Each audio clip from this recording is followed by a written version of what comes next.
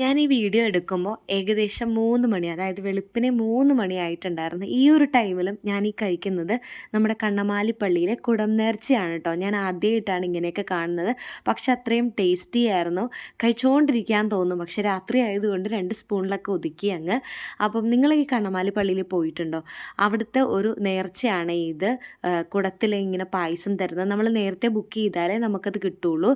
പക്ഷെ നമ്മളന്ന് ചെന്ന് ചോദിച്ചപ്പോൾ അവിടെ കൂപ്പൺ ബാക്കി ഉണ്ടായിരുന്നു. അതായത് ഔസപിതാവിൻ്റെ മരണത്തിരുന്നാളിൻ്റെ അന്ന് പല പള്ളികളിലും ഈ നേർച്ച സദ്യ വിതരണം നടക്കാറുണ്ട് കേട്ടോ.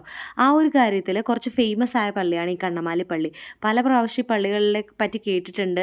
സൈഡിൽ റോട്ടിൽ കൂടെയൊക്കെ പോയിട്ടുണ്ടെങ്കിൽ ഇതുവരെ കയറിയിട്ടില്ല. അപ്പം ഭയങ്കര ആഗ്രഹമായിരുന്നു ഈ ഒരു മാർച്ച് 19 അല്ലെങ്കിൽ അതിൻ്റെ തലേന്നൊക്കെ പോകണമെന്ന്. ഇത് മാർച്ച് 18 തീയതിയിലെ കാഴ്ചകളാണ് കേട്ടോ.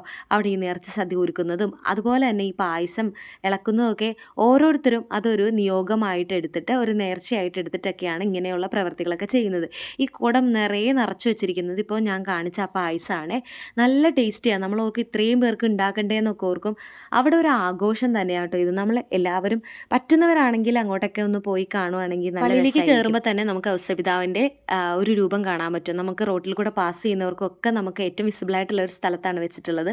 കുറച്ച് നേരം അവിടേക്ക് നിന്ന് പ്രാർത്ഥിച്ചു. പിന്നെ മണിമാളികയുടെ നേരെ താഴെയുള്ള ഈ ഒരു പോണ്ടിനകത്ത് നിറയെ ഷാർക്കും അതുപോലെ തന്നെ കാർപ്പൊക്കെ ഉണ്ടായിരുന്നു. അതിനെയൊക്കെ നോക്കി നിന്നു.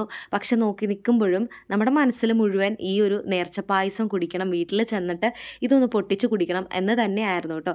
വീട്ടിൽ വരാൻ കുറേ ലേറ്റായി. എന്നിട്ട് വീട്ടിൽ വന്നിട്ട് ഈ ഒരു പായസം ഓപ്പൺ ആക്കുമ്പോൾ നമുക്ക് എന്താ പറയുക, ഒരു സ്മെല്ലും അതുപോലെ തന്നെ ഇത് ടേസ്റ്റ് ചെയ്യണം എന്ന് തന്നെയായിരുന്നു. ആൻറ്റിമാർക്കൊക്കെ കൊടുത്തിട്ട് ബാക്കി വീട്ടിൽ വന്നിട്ടാണ് നമ്മൾ കഴിക്കുന്നത്.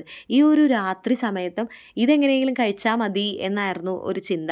ഇതിൻ്റെ ടേസ്റ്റിനേക്കാളപ്പുറം അത് എന്താ പറയുക, ഇത്രയും പേർക്ക് വേണ്ടി ഉണ്ടാക്കി അതൊരു നേർച്ച പായസമാണ് എന്നൊക്കെ ഓർത്ത് അത് കഴിച്ചു കേട്ടോ. ഈ വീഡിയോ കാണുന്ന ആരെങ്കിലും കണ്ണമാലിക്കാരാണെങ്കിൽ ഈ വീഡിയോയുടെ അടിയിൽ കമൻറ്റ് ചെയ്യണം. അല്ലെങ്കിൽ നിങ്ങൾ പോയിട്ടില്ലെങ്കിൽ നെക്സ്റ്റ് ഇയർ പോകണം കേട്ടോ.